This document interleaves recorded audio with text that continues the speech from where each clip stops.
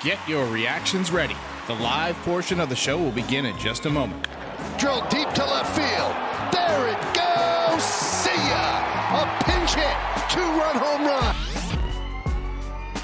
It is August 8th, and the Yankees were on the south side of Chicago to take on the White Sox for Game 2 of a 3-game set.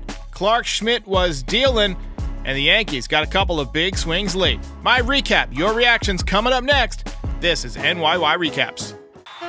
Welcome to Yankee Stadium. Just when they thought I was out, they pull me back in. All right. How's it going, everybody? Welcome back. The Yankees won a game that they had to win, quite frankly. They got 13 hits, which is rare for this offense, but they still struck out 17 times, which is not acceptable. This team just strikes out way too much, but they did get the victory, so they improved to 101 and 101 over their last 202 games. Baba Booey. So 500 for a little bit more than a year now. White Sox are also a terrible team that's been in the news the past couple of days for basically having a train wreck of a clubhouse culture, no rules, anything goes. Ken Rosenthal said today that they need to be gutted. And they sold at the deadline, and they beat our ace yesterday. So the Yankees avoid the embarrassment, at least, of losing 2 games in a row. But don't worry, folks. There is a chance to lose the series tomorrow. Got some reports before the game that the Yankees didn't trade for an outfielder at the deadline because they were considering calling up Everson Pereira. And Everson Pereira is having a fine season at AAA. He's doing really great. But I have 2 questions to that. Considering and later this season, if you believe he can help this team, he should be here now. Full stop. The best players should play. Now, fans who follow reasonably closely will tell you that August 19th is the deadline for service time. So if a player gets called up after August 19th, they have another season of team control. So they don't get to be a free agent for an additional year. Yankees might not call him up on the 19th or the 20th because they don't want to make it look obvious that they're manipulating his service time, but they totally are. That's why you're hearing reports of, oh, we'll call him up sometime in September. But they're manipulating his service time, guarantee it. We talked about this briefly with Frankie last night, but I think it deserves repeating. The Yankees have been really awful with prospects. Oswald Peraza starting a game in the ALCS last year, and then spending most of this season in AAA. Davy Garcia, former top prospect, just got DFA'd. Yankees tweaked his mechanics a few years back, and he has never recovered. Oswaldo Cabrera has regressed. Volpe has not had the kind of offensive season that we expected. 1 for 4 tonight, hitting .211. So you hope that Everson Pereira can be the real deal. Part of me feels like the Yankees are just going to screw him up, but there's that eternal hope that we feel as fans that one of our prospects is going to come through and just make it big. The Yankees seldom develop anything beyond replacement level players these days. I mean, for every Aaron Judge, it seems like we have to suffer through a dozen Andrew Brackmans and Slade Heathcotts and Blake Rutherfords. But I strongly believe that what you're hearing more and more from veteran baseball writers and commentators is what's going to happen. And that's that Brian Cashman needs to be replaced. But in addition to Cashman, you've got to completely overhaul the scouting department. The analytics people have to be just straight up escorted to the parking lot, man. And we've been saying it on the channel for a few years, but I think that consideration is about to have its day after this season is over. So the Yankees win tonight, a victory, and every victory is good, but don't let that wallpaper over the fact that this team has still got some serious issues that they need to address. PXNA says, I don't understand the Peraza situation. I mean, he hasn't had a ton of opportunities to play this year, but when he hasn't produced like he did last year at the end of the year, so that doesn't help. But he's torn up AAA, and he's got more time at AAA than Volpe. So I don't know. It is a confusing situation. First 5 Yankees outs tonight were on strikeouts. Like I mentioned, struck out 17 times. That should surprise nobody. This team just strikes out at a almost supernatural rate. Clark Schmidt was dealing today. He also had 5 strikeouts for the first 2 innings. His curveball was bending like you never see it bend, and he's got a good one. And tonight it was a beauty. More beautiful base running for the Yankees. Jake Bauers got picked off to end the top of the 3rd inning. Yankees broke out for 4 runs in the 3rd. Soft singles by Giancarlo and Billy McKinney. 2-run double from IKF and an opposite field single from Harrison Bader, and then a sac fly from Jake Bauers.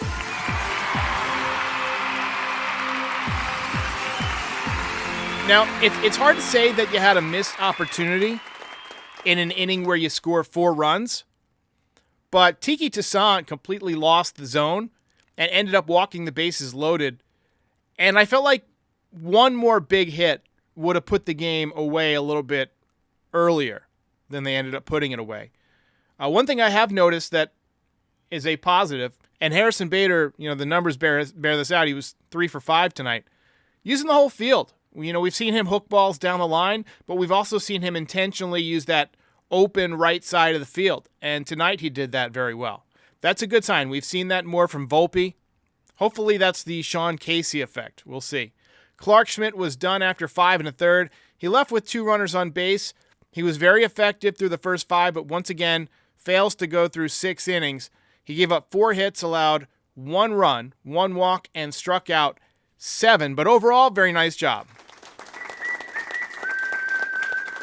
Mike King came in and picked up a couple of huge strikeouts, or, I don't, maybe 2 strikeouts, and got out of the inning in what was a very hairy moment where the momentum could have shifted and you could have let that game get away. King's stuff was phenomenal tonight.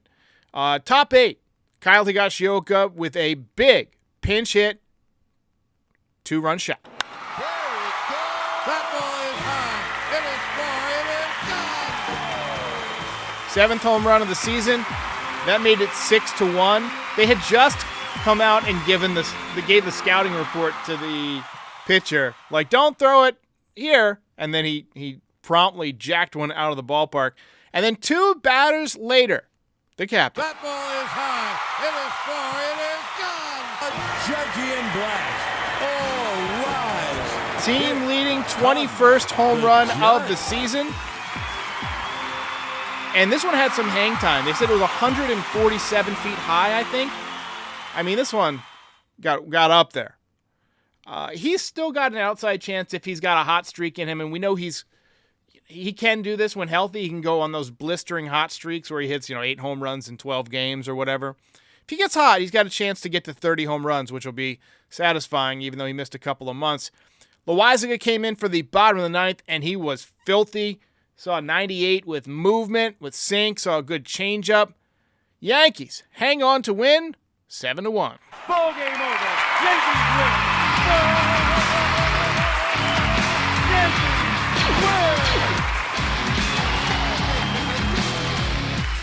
Dan, since Rortfit's average exit velo is maybe 10 miles an hour, he's definitely not above the speed limit.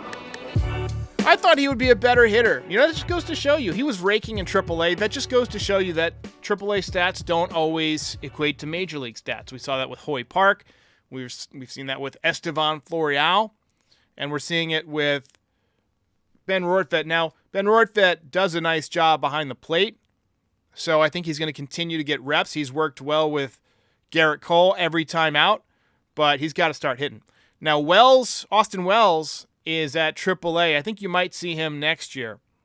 He's 24 years old, swings the bat much better than Rortvedt. If you just look at his swing, he's just got a much more complete swing. A lot of belt candidates tonight. Very solid start from Clark Schmidt. 2-run pinch hit home run from Higashioka. Big 2-run double from IKF. Solo jack from Aaron Judge. But when the game was in doubt, it came down to Mike King, and he slammed the door with 2 2/3 innings, 5 strikeouts, and he gets the belt.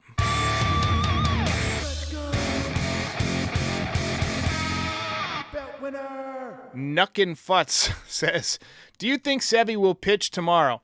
I mean, you can call it pitching. No, I mean, I think he's scheduled to pitch, and I have every reason to believe he will unless the Yankees call somebody up. But he should be able to beat the White Sox. If you can't beat the White Sox at this point, you've got no business being a professional Major League Baseball pitcher.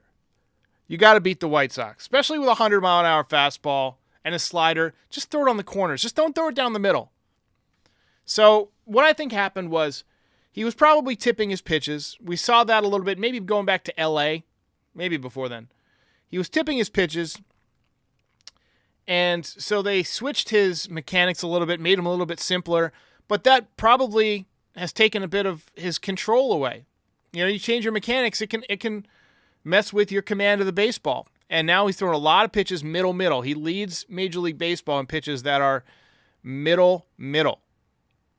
Chris says, Sevy needs a therapist. No, he needs a pitching coach. We need Matt Blake to step up in this moment. So let's take a look at the box score for tonight. Hang on just a second. Let me bring up the... All right, so Yankees with the big 4-run inning in the 4th was enough to get it done. 3 more runs in the 8th. 13 hits tonight. You had multi-hit games from McKinney, IKF, and Bader. And, McKinney has started to heat back up. He did strike out 3 times, but he's had, more hits lately. IKF making an impact lately. Only hitting .253, but done a real nice job at third base when they play him over there. And Bader, 3 hits tonight, couple of runs scored, hitting .269. Volpe picked up a base hit. Higashioka with the big pinch hit, 2-run jack. Schmidt, after his outing tonight, he's got that ERA down to 4.23. Mike King's at 2.88, and Jonathan Loaizaga at 2.08. I mean, he's a great pitcher. That tells you what we've been missing for the last several months. So hopefully the bigger box score is a little bit more tolerable to read. Anyway. PXNA says Volpe's average. He's a rookie! Oh! Shut up, bitch! How many times do we have to say this? He practically skipped AAA. I'm so tired of people just kicking our players when they're down. He's a kid. He's not supposed to be fucking carrying the team. Awful takes. Look, is he having a great season? No, he's not having a great season. You don't need to be a goddamn baseball genius to understand that. But is his career automatically a wash because he's gotten off to a slow start at 22 years old? No, obviously not. He didn't have a real hitting coach until a month ago. Remember, Dylan Lawson was the director of hitting in the minor leagues when he was coming up. So he's had to follow that philosophy. It's only lately that we've seen him start going opposite field. And also, he hit .250 in the minors, so it's not like he was a .330 hitter in the minors. He's playing an above-average shortstop. He's got a 3-WAR pace, or maybe even 3-WAR already. I'll check Baseball Reference. But I'm so tired of just people, taking the easy layup shot. Yeah, Volpe's not had an amazing, rookie season. But come on. Is that really who you're going to blame? Unreal. So far this season, he's got a 2.6 WAR. Let's take a look. 2.6 WAR. And that's not counting tonight. He's below average, overall. But, batting average, on base percentage. But the fielding has been good. The base running has been good. And he's going to get better. He's going to get better. So let's just calm down. Bernie says, relax, it's just someone's opinion. It's a stupid fucking opinion that I see way too often.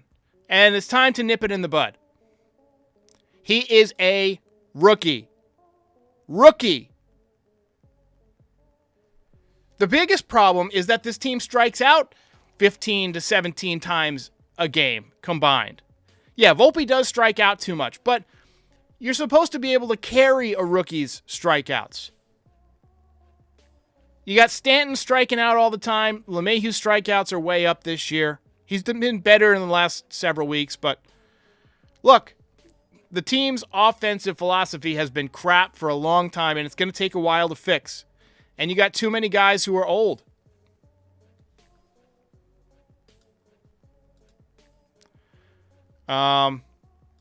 Dr. Van Nostrand says, what do you think about using an opener before Severino?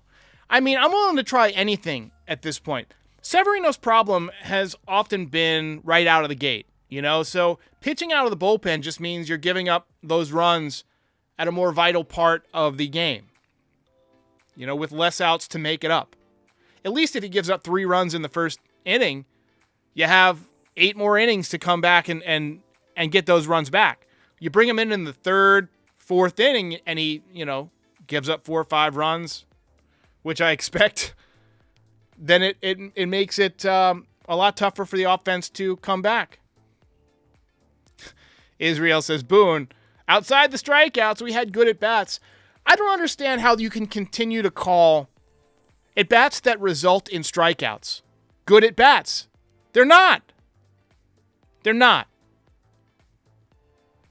The object of this game isn't to make the pitcher throw pitches. It isn't to have deep counts. There's a reason it doesn't show up in the box score. You got to score runs. You got to get hits.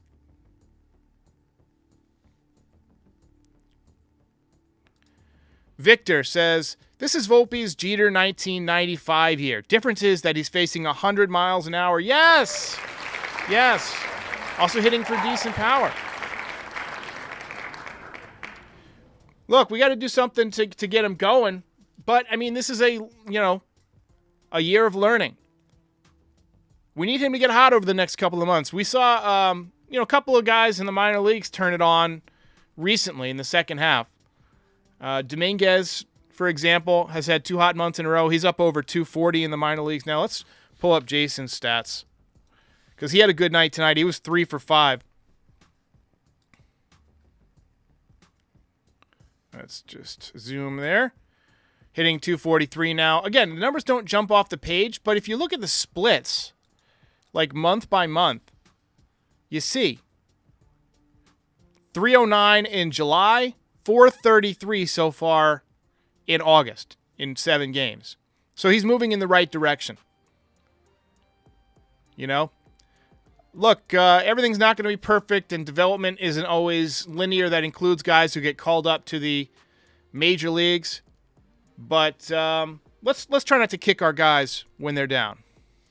Game over, man. Game over. Tommy says, do you think Austin Wells starts next year at catcher? I do.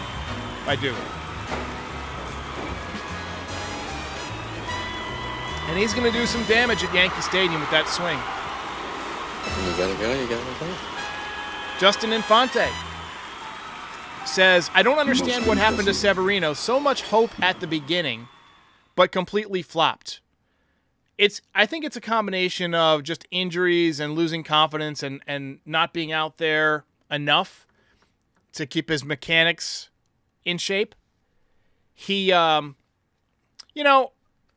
still got the stuff. I mean, the fastball can still hit triple digits. But as we've seen in the major leagues, like, how hard did Nathan Eovaldi throw when he was with the Yankees? 100, 101? He still got hit. Aroldis always throws 100 plus, but he's not infallible. You've got to know where it's going. And when you throw it middle, I mean, these guys have pitching machines that throw 100 plus and throw it right down the middle. So it's like batting practice to them. And that's why it turns into a home run derby. Frankie says Severino is hurt and the Yankees don't know about it. It's quite possible he's done that in the past. But like I said, still generating velocity. Could something else be causing him to throw the ball middle? Maybe. Doesn't look like he's quite bending his back as much as he used to. Kind of watching where the pitch is going. Could be he's in his own head. That happens.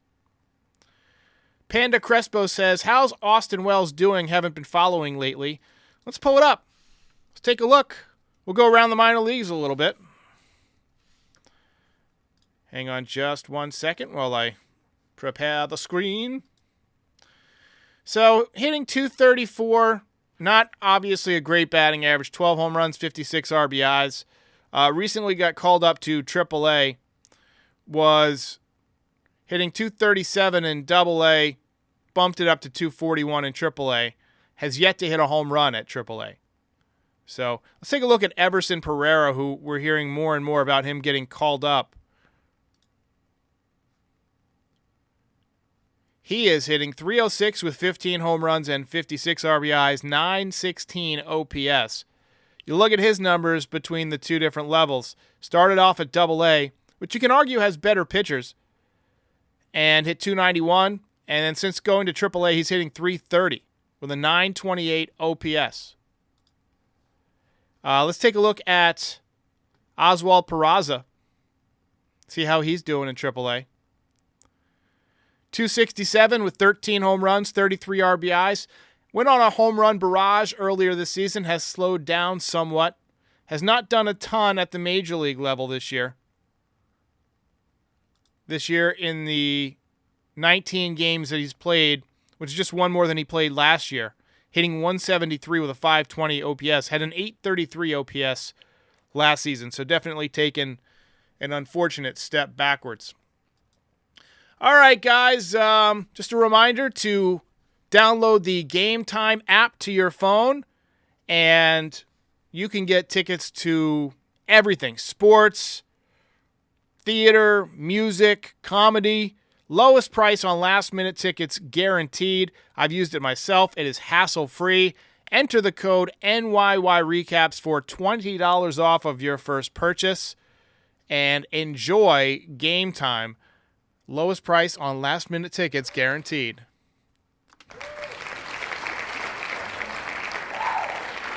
Lori C says, Wells looks like a 36-year-old man. It's the mustache, man. It's the mustache. And Steve-O thinks it's a mechanics problem with Severino. I mean, it's getting kind of late in the season to fix it. I mean, we're in August. He's got to get it together by now. All right, guys, we're going to call it a night. Thanks for watching. Yankees win this one. I will see you tomorrow. Ball game over.